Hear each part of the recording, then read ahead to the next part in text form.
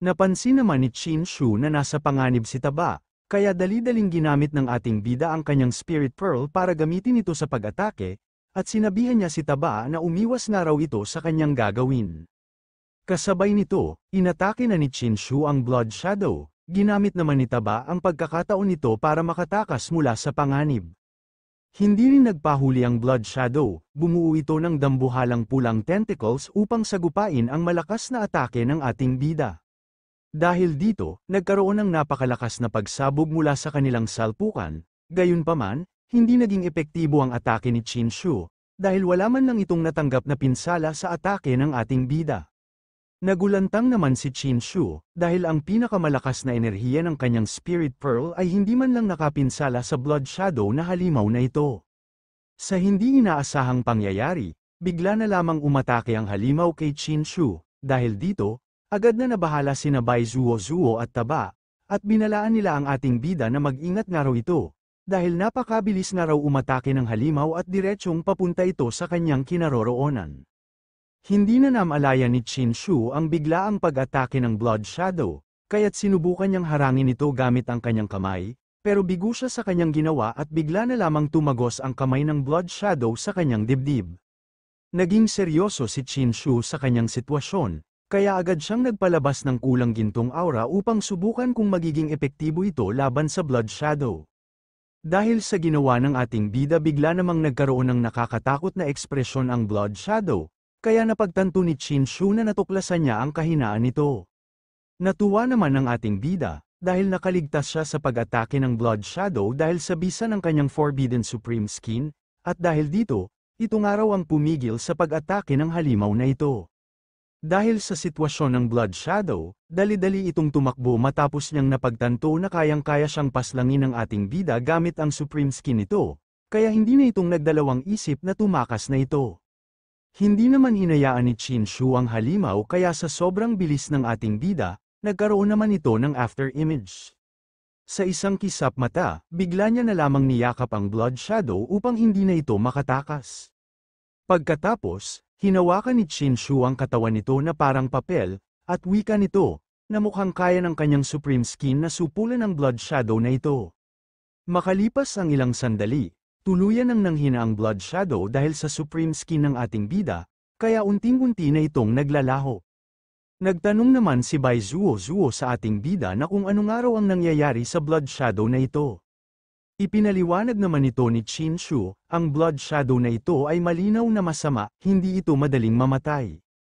Sa mga nakaraang taon, ang Yuhua sect at Yao Qi ay nasa ilalim ng pagbabanta ng dalawang puwersang ito. Nangangambang sinabi rin ni Taba, walang nilalang na masama ang naglalakas loob na gambalahin ang lugar na ito, dahil maging ang mga tao ay natatakot sa halimaw na ito dahil sa pambihira nitong kapangyarihan. Sinabi ni Chin Shu, mukhang hindi ito nakikita at wala itong pisikal na anyo, hindi ito tinatabla ng mga salamangka o mahiwagang sandata, pero kaya nitong tuyuin ang tao hanggang sa mamatay, totoo ngang kakaiba ang nilalang na ito. Sumang-ayon naman si Taba sa sinabi ng ating bida, dahil ang halimaw ay tila hindi nakikita at walang pisikal na katawan, at hindi ito tinatabla ng mga sumpa o mahiwagang sandata, pero kaya nitong sipsipin na maging tuyo ang tao.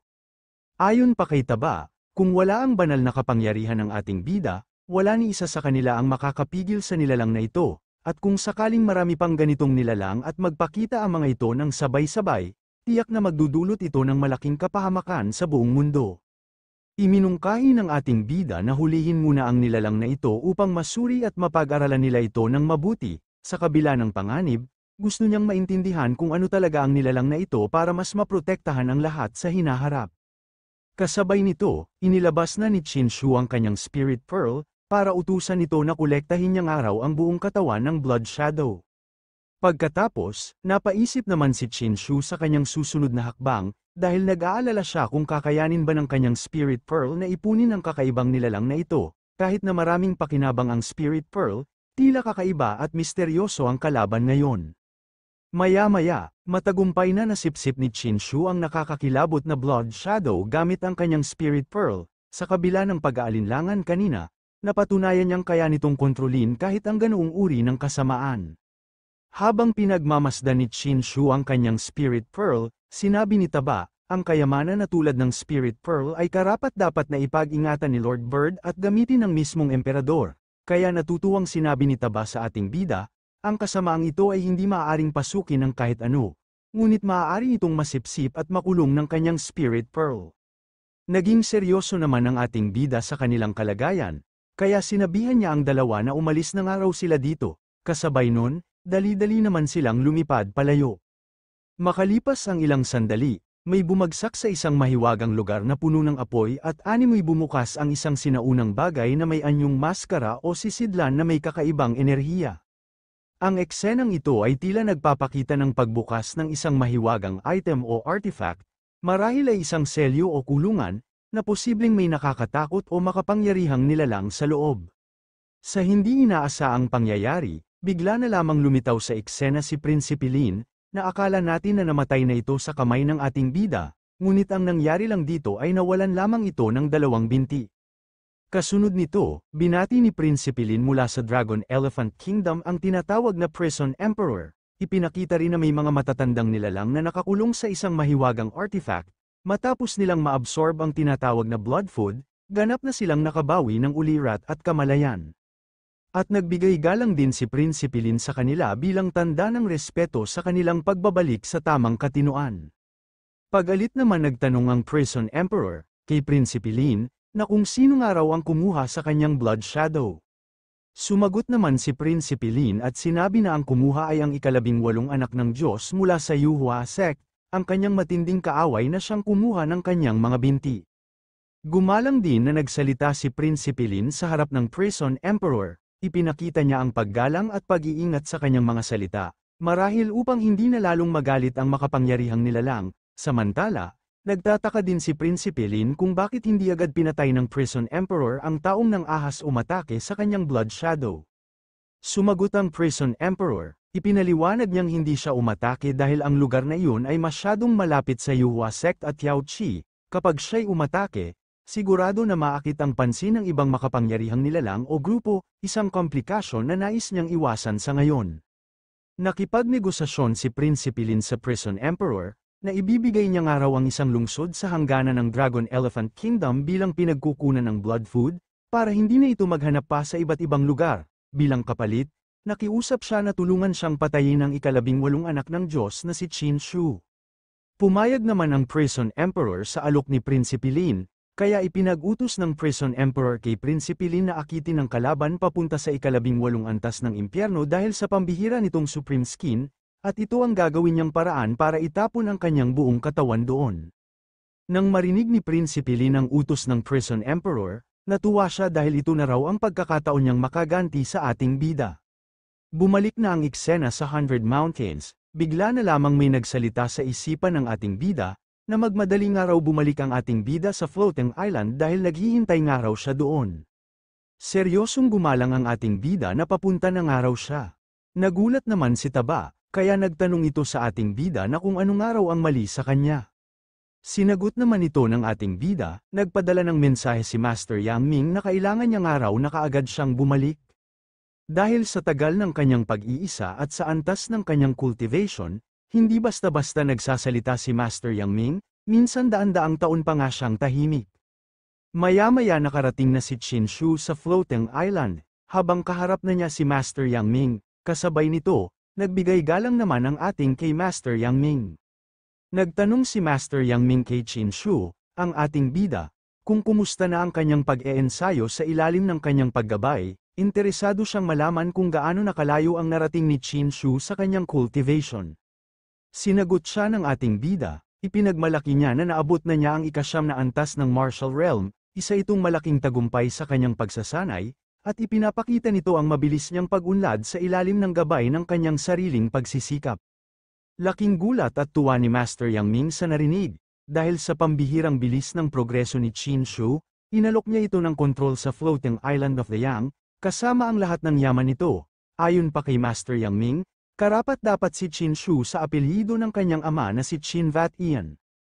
Sa narinig na papuri ni Qin Shu kay Master Yang Ming, natutuwa naman itong nagsaad na dahil sa kanyang master nagawa niya nga raw ito. Dagdag pa ni Master Yang Ming, kahit kapansin-pansin ang mabilis na pag-unlad ni Qin Shu sa Martial Realm, ay hindi niya maiwasang batikyusan ang ugali nito. Sinabi niyang ang pagiging labis na pag-amo ni Qin Shu ay malayong-malayo sa personalidad ng ama nitong si Qin Vat-ian. At sa reaksyon ni Qin Shu, makikita ang kanyang pagkaasiwa at katahimikan, na parabang alam niyang may katotohanan sa sinabi ng kanyang master. Ipinaliwanag din ni Master Yang Ming, sa Yuhua sect, karamihan sa mga anak ng Diyos ay nasa Dharma realm pa lamang, isang yugto ng lakas sa landas ng cultivation, ngunit ang mga higit na makapangyarihan ay nagtatagumpay na makatawid sa spiritual realm, isang mas mataas at mas bihirang antas. Ipinunturi ni Master Yang Ming na kahit nasayang ng bida ang maraming oras noon, ngayon ay umangat na siya sa rurok. Hindi lang yun, nagising rin niya ang kanyang heavenly divine body, isang napakabihirang kapangyarihan. Dahil dito, kinilala siya bilang tunay na may pambihirang talento. Dagdag pa ni Master Yang Ming, ngayon na ang agwat niya sa kanila ay isa o dalawang realm na lang, hindi pa huli ang lahat para makipaglaban para sa posisyon ng anak ng emperador, kaya dapat nga raw nang maghanda para sa susunod na Sons of God tournament. Nagtanong naman ang ating bida kay Master Yang Ming, kung pumunta ba nga raw ito tungkol sa Sons of God tournament. Sinagot siya ni Master Yang Ming ay hindi nga raw, dahil ang laban na ito ay para sa mga anak ng emperador, ang 18 anak ng Diyos na maglalaban-laban para maging nag-iisang emperador ng Yuhua sect. Walang sino man ang pwedeng makialam, at kailangan niya nga raw umasa lamang sa kanyang sarili, yan ang batas na kailanman ay hindi nagbago. At ang dahilan kung bakit pinatawag niya nga raw ang ating bida rito ngayon upang pag-usapan ang tungkol sa kanyang ama na si Qin Vat-ian. Nagulat naman si Qin Shu sa kanyang narinig, agad itong nagbigay ng tensyon at kuryusidad kay Qin Shu. Dahil sa loob ng panahong naruroon siya sa bagong mundo, marami na siyang narinig tungkol sa kanyang ama, subalit, sa kabila ng lahat ng iyon, ni minsan ay hindi pa niya ito nakita o nakilala. Sinabi ni Master Yang Ming na ang ama ni Qin Shu, si Qin Vat-ian, ay itinuturing na kalahating alagad niya. Ipinahayag niyang si Qin Vat-ian ay may natatanging talino at kakayahan na walang kapantay. Ayon pa sa kanya, si Qin Vat-ian ay isang tunay na henyo, pinakamahusay sa kanyang panahon, at isang pambihirang nilalang na matatagpuan lamang minsan sa loob ng 1,000,000 taon.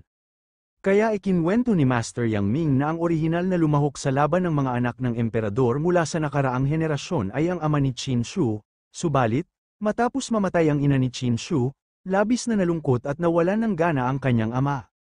Dahil dito, lumaban na lang siya sa mga digmaan sa langit at bihirang bumalik sa Yuhua sect sa mga nakaraang taon, ngunit kahit ganoon, nagtagumpay pa rin siya at nakilala sa mga digmaang yon, na nagbigay sa kanya ng malaking pangalan at respeto. Pero hindi ito ang punto, ang dahilan kung bakit niya nga raw kinakausap ngayon ay dahil sa isang mas mahalagang bagay, at magsisimula ito sa pagkamatay ng kanyang ina. Napatanong naman ang ating bida kay Master Yang Ming kung papaano nga raw namatay ang kanyang ina.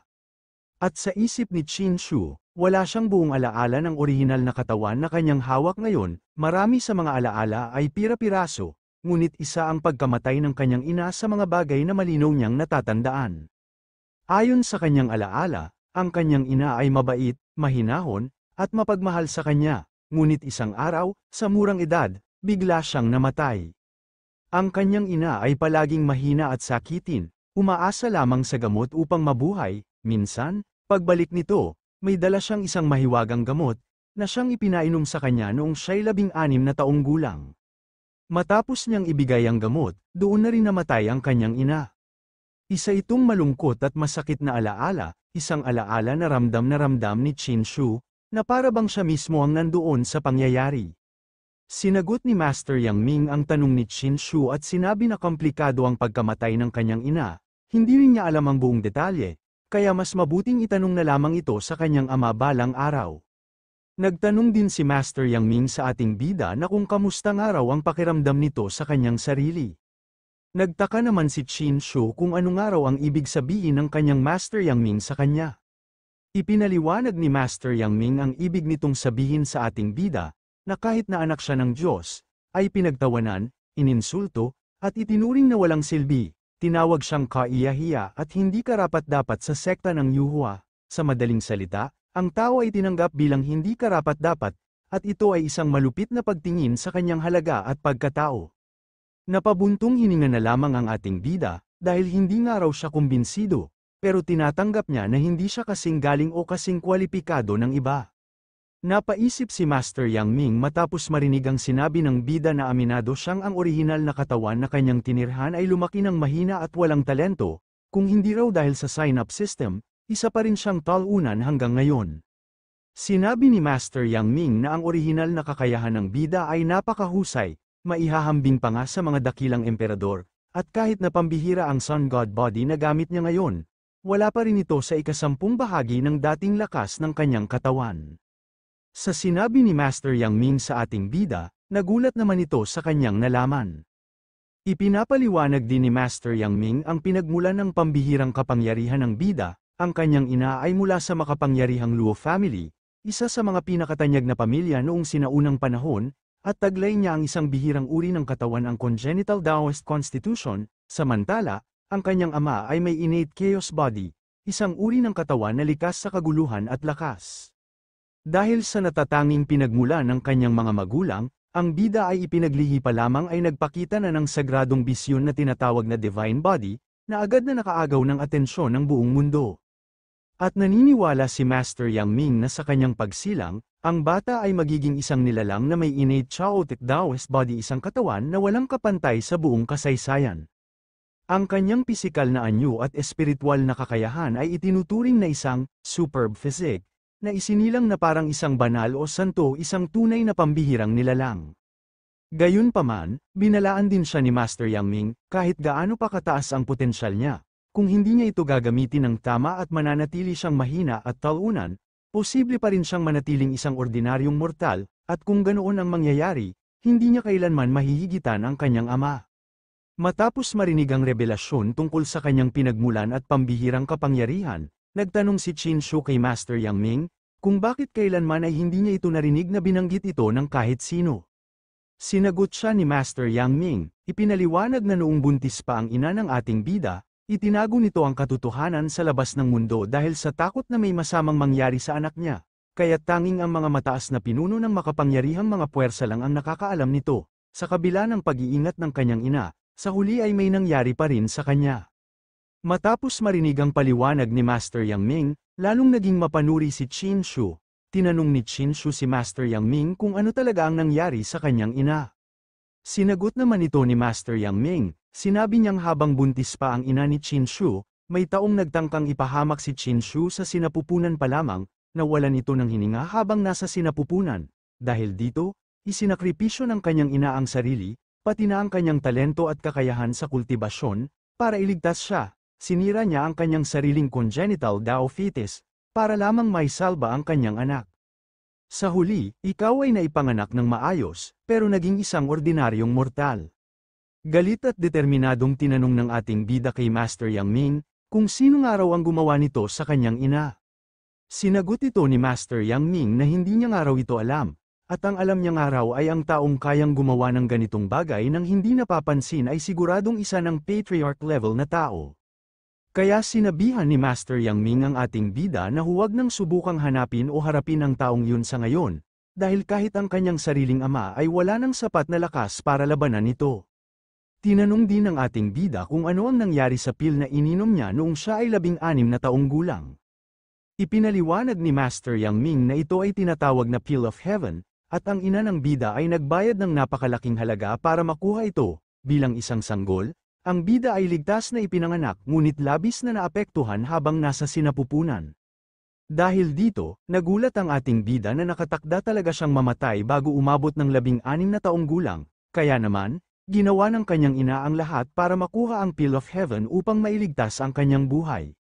Dagdag din ni Master Yang Ming na hindi pa rin ganap na nagbago ang kanyang itinakdang kapalaran, maaaring mabuhay siya hanggang edad 20 o 30, ngunit sa hindi inaasahang sandali ay pwedeng biglang maputol ang kanyang buhay. Sa narinig ng ating bida, bigla na lamang itong pinagpawisan ng malamig dahil sa kanyang nakakakilabot niyang nalaman na katotohanan. Sinabi din ni Master Yang Ming na ipinaglaban ng iyong ama ang sarili niya sa mga digmaan sa kalangitan para sa iyo. Ginawa niya yon upang makahanap ng tunay na Pill of Immortality. Isang makapangyarihang gamot na maaaring lubusang baguhin ang iyong kapalaran at bigyan ka ng panghabang buhay na buhay. Matapos marinig ang tungkol sa isang tunay na elixir ng immortalidad, Nabigla si Qin Shu at agad siyang nagtanong kay Master Yang Ming upang linawin ang katotohanan. Sa kanyang tanong, ipinahayag niya ang pagdududa kung ang immortality pill na nasa floating island ay hindi pala totoo. Ipinapahayag ni Master Yang Ming na ang pill of immortality na nasa floating island ay hindi ang totoong elixir, kundi isa lamang itong projection o ilusyon ng tunay na bagay. Ibig sabihin, may mas mahalagang sekreto o lokasyon kung nasaan talaga ang tunay na pill of immortality. Ipinaliwanag din na ang immortality pill na ito ay hindi tunay, kundi isang kopya o facsimile ng orihinal na pill. Mas mahina ang epekto nito kaysa sa orihinal na gamot na ginawa ni Gongshen, pero mas mahusay pa rin ito kaysa sa sagradong peach mula sa Yaoqi. Inihalin tulad ni Master Yang Ming ang tunay na pill of immortality sa isang dakilang emperador, makapangyarihan ngunit baliw at hindi na muling bumababa sa mundo.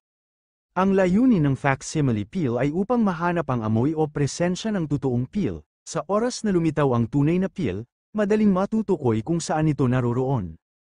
Napagtanto ni Master Yang Ming na kahit kopya lang ito ng tunay na pill of immortality, napakalakas pa rin ito. Sa katunayan, ito ang pinakamahusay na gamot sa mundo. Napaisip at napatigil ang ating bida matapos marinig na ang pill of immortality ng facsimile ang pinakamahusay na gamot sa buong mundo. Hindi siya makapaniwala sa narinig niya, talagang napakalakas ng gamot na ito kahit hindi pa ito ang orihinal.